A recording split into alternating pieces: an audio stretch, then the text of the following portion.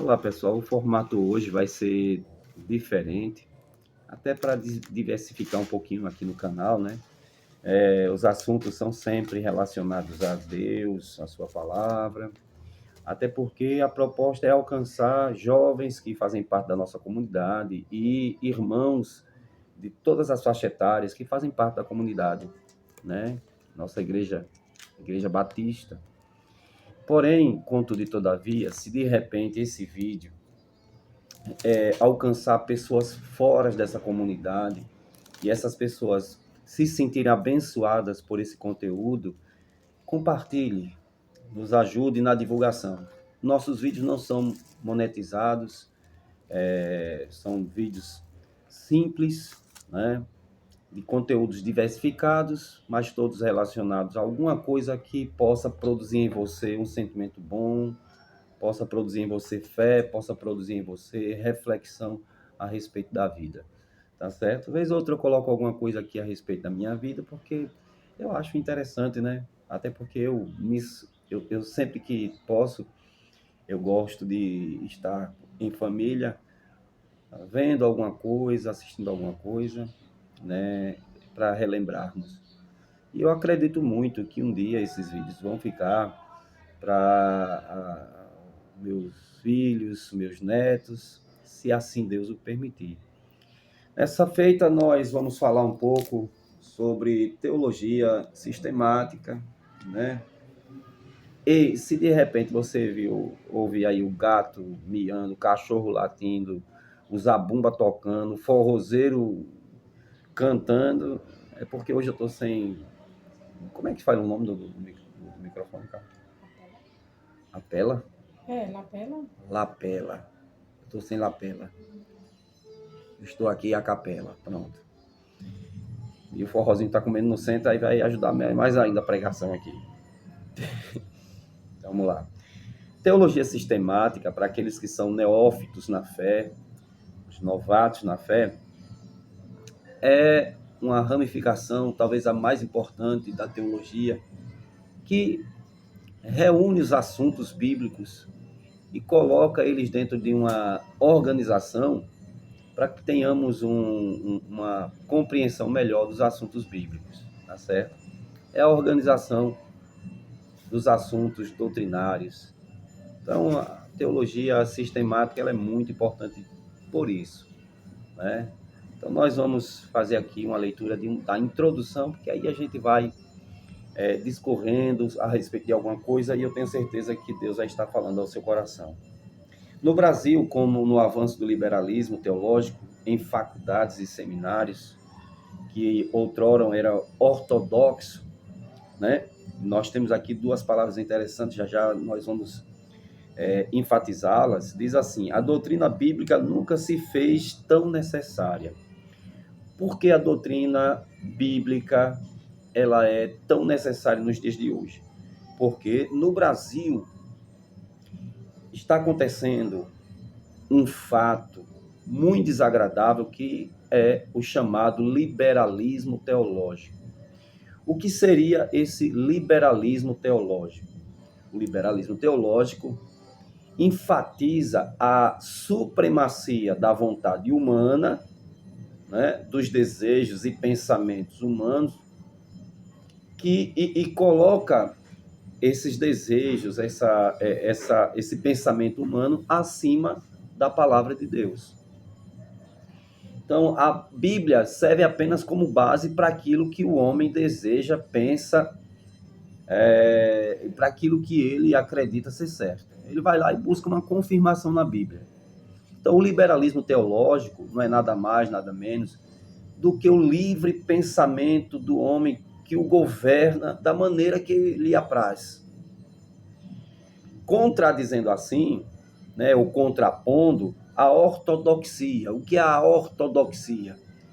São os bons costumes, são os costumes, né, conservados pela igreja. O que é a ortodoxia? É a sã doutrina também. E essa sã doutrina, que é a própria Bíblia Sagrada, que é o conhecimento legítimo de Deus, diz o seguinte, que a supremacia é a palavra de Deus, a nossa bússola, o nosso manual de regra, fé e prática. É o que determina o certo e o errado, e não as nossas vontades, e não o nosso querer ou aquilo que a gente acha, aquilo que a gente pensa. Isso é ortodoxia. Porém, com o crescimento do liberalismo teológico, esse pensamento que diz que o homem está acima, que a Bíblia não contém, que a Bíblia não é a palavra de Deus, mas que contém a palavra de Deus, ele só cresce no Brasil, dentro das faculdades, dentro dos seminários teológicos. Mais do que nunca se faz necessário sabermos a respeito do que a Bíblia fala verdadeiramente a respeito de todas as coisas que estão relacionadas ao ser humano e, sobretudo, a Deus. Pois muitos teólogos que antes defendiam a palavra de Deus como inspirada, inerrante, hoje eles se renderam a esse liberalismo teológico. E aí nós temos no Brasil Ed Renekiewicz, Caio Fábio, David Leonardo, que nós não consideramos David Leonardo como um teólogo, mas como um pregador hoje midiático, né? Juntamente com ele nós temos aí Vitor Azevedo, teólogos profundos de outrora que defendiam a inerrância da palavra, a inspiração da palavra de Deus, né? Como, por exemplo, Ricardo Gondim. E hoje todos eles se renderam ao liberalismo teológico. O que determina o que é pecado, o que não é pecado, é a vontade do homem e não a vontade de Deus, e não o que a Bíblia diz. Então, nós estamos vivendo tempos caóticos. Lá em Israel, está acontecendo um verdadeiro bombardeio. Está acontecendo uma guerra, Irã contra Israel, Israel contra o Irã, e ambos estão ali bombardeando um ao outro. No Brasil, dentre muitas guerras, uma das que mais se prolifera no Brasil é a guerra ideológica. Estão lançando verdadeiros mísseis contra a ortodoxia. Estão lançando contra o conhecimento divino. Verdadeiros tanques de guerra estão atirando para matar a ortodoxia, ou seja, a sã doutrina, ou seja, o conhecimento da palavra de Deus. Mas, em alguma época, em algum tempo atrás, um grande homem de Deus disse que a Bíblia ela não precisa de ninguém para defendê-la. Ela é como um leão que sabe defender a si mesmo. Então, ninguém jamais conseguiu destruir o conhecimento de Deus ou a Bíblia Sagrada. É interessante que nós temos aí milhares de anos de existência da Bíblia só para ela ser catalogada, escrita, reunido todos os seus livros. Foram 1.500 anos. E ela está aqui até hoje intacta. Porque ela prova que não é um livro comum e qualquer. Ela é a santa palavra de Deus. Para o vídeo não ficar muito longo, eu gostaria de dizer que o liberalismo teológico surgiu com uma máxima, de que a Bíblia ela não é a palavra de Deus. Ela não é a palavra de Deus, ela contém a palavra de Deus. E aí, cada um dos liberalistas, eles têm uma forma de apresentar isso, de argumentar isso, de fundamentar isso. Claro que todas as maneiras que eles apresentam essa argumentação, que eles querem fundamentar isso, eles têm que fazer um marabalismo teológico, tem que fazer uma filosofia em torno disso. Porque ninguém consegue, de fato, provar o que fala, com documentos inspirados, ou usando principalmente o princípio de interpretação. A Bíblia é a sua própria intérprete, né? Usando os princípios hermenêuticos e exegéticos. Por exemplo, nós temos como refutar essa fala de Vitor Azevedo, de Caio Fábio, de Ed René Kivitz, de Ricardo Gondim e de tantos outros liberalistas.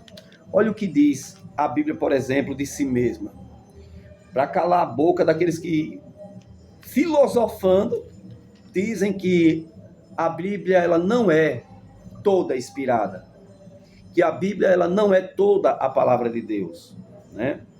Nós vamos ver aqui em 1 Timóteo, primeira carta de Paulo a Timóteo, melhor dizendo, primeira carta de Paulo a Timóteo 3:16. 3:16, deixa eu encontrar aqui, certo? Segunda carta de Paulo a Timóteo 3:16. Opa! Olha o que diz a Bíblia. Toda a escritura é divinamente inspirada. Toda a escritura é divinamente inspirada. Gênesis até o Apocalipse. Toda escritura é divinamente inspirada. Proveitosa para ensinar, para repreender, para corrigir, para instruir na justiça. A fim de que todo homem de Deus seja perfeito e perfeitamente preparado para toda boa... Minhas filhas chegando. Boa obra. Então, vem cá dar um tchau. Já que vocês chegaram e fazem zoado. Aí, o cabelo. Olha o cabelo. Cadê a outra? Entendeu? Só esse cabelo aí já destrói o argumento liberalista. Certo? A teologia liberalista. Então, aqui, não precisamos adentrar o assunto mais, por enquanto, profundamente, porque só esse versículo já destrói toda essa argumentação. Se um liberalista diz, a Bíblia não é a palavra de Deus, ela contém a palavra de Deus. Aí você pergunta para ele, prove usando um princípio exegético. Ou seja, um versículo que fale isso, uma passagem bíblica que fale isso. Ele não vai ter, ele vai ter uma argumentação dele. Justamente, em razão disso é que nós chamamos isso de liberalismo teológico. É o pensamento humano e não o pensamento divino que prevalece. Porém, para nós que somos ortodoxos, né, não radicais, nós somos ortodoxos, ou seja, conservadores, equilibrados, moderados pela palavra. Nós acreditamos que toda a Bíblia Sagrada, ela sim é a palavra de Deus. Eu espero voltar com mais vídeos a respeito disso. Hoje só foi uma pequena introdução. E com certeza Deus vai abençoar a sua vida. Então toda a Bíblia ela é uma inspiração divina. Se você lê-la, se você se debruçar diante do conhecimento dela, com certeza você vai ser um homem muito feliz e abençoado. Deus abençoe, no nome de Jesus.